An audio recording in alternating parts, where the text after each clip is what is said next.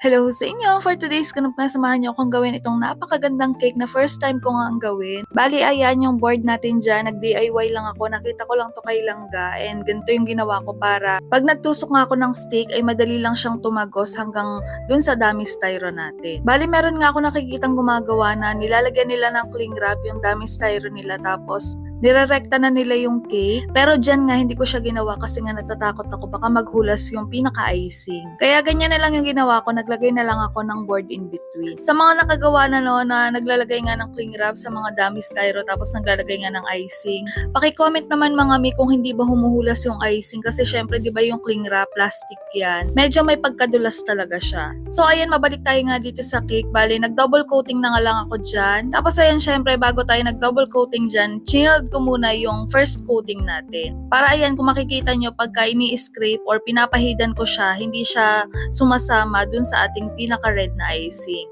Very important talaga na i-chill muna natin yung cake bago tayo mag-double coating para hindi maglalin yung kulay niya. So marami nagtatanong kung na bang ginamit kong food color. Syempre, Decor It food color pa rin ang Achievers. At alam nyo ba, kinagandahan sa Decor It, kahit sobrang dami niyong ilagay na food color, hindi siya pumapait. Wala talaga siyang aftertaste. So ayan, ganyan lang naman ako magpakinis ng cake. Sobrang seryoso talaga. At bawal talaga akong kausapin. So ayan, bali gabi ko to ginawa. Tapos, chinilled ko muna siya overnight. Tapos ito, kinabukasan na to. So ayan, first time ko talagang gumawa ng gantong cake na may cake separator. At buti na lang talaga, naka-order nga ako kay Lady Diana. At saktong-sakto talaga yung pagpunta namin sa Pilmico kasi kung sa Orange app pa ako o-order, hindi talaga aap. Tapos ayan yung mga artificial flowers na yan, sa Novo ko lang yan binili. Bali, tinanggal ko yung pinaka-wire niya, tapos pinalitan ko siya ng floral wire para madali siyang iikot dun sa pinaka-bakal. Kasi kung yung stem talaga ng artificial flowers yung gagamitin ko, mahihirapan ako kasi medyo matigas siya. Tapos ayun, nag-add pa ako dyan ng mga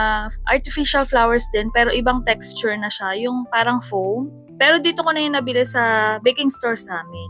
Medyo nag-aalangan nga ako kasi iba talaga yung kulay niya, medyo light. Kaya sabi ko itatry kong i-airbrush para mag-same yung kulay nila. Tapos ayan, saka ko na nilagay itong mga fondant details na ginawa ko. So, syempre, fast forward, hindi ko na talaga na i-video. Ang daming nagtatanong kung paano yung gold na icing. Tapos, kung paano ko na-achieve yung ganyang pagka-red. Bali, nag-double coating ako, diba? Tapos, gumamit ako ng airbrush. Bali, yung red natin, naglagay lang ako ng konting brown para mas tumapang yung kulay niya. Tapos, doon naman sa gold na icing, bali, nag-mix lang ako ng red at yellow. Pero hindi ko nga nagustuhan yung kulay niya kasi nga hindi siya nag-blend doon sa mga flowers na gold natin. So, ang ginawa ko, chinilled ko muna siya tapos nung nag-set na yung icing, saka ako nag-brush ng premium quality gold dust na may oil. At ayun, effective naman. So, nandito na nga kami sa venue. Bali, alam nyo ba, sobrang lapit lang nitong venue na to sa amin.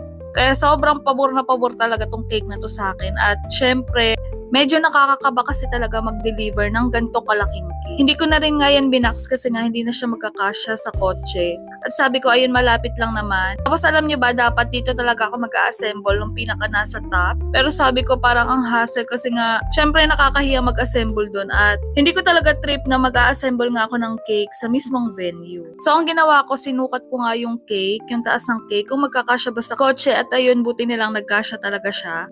At dahil nga mataas tong cake na to, hindi ko muna nilagay yung topper at dyan ko na lang siya nilagay. Alam nyo ba, sobrang na-overwhelmed talaga ako sa cake na to kasi nga, first time ko talagang gumawa ng gantong design na may cake separator din. At sobrang thankful din ako sa client na to kasi sobrang daling kausap. At ito pa nga yung iba kong pa-order na cake. For the tanggap talaga yan kahit may malaki tayong cake. At ayun, very thankful din kasi hindi tayo nangaral. So ayun lang naman for today's video. Babosh!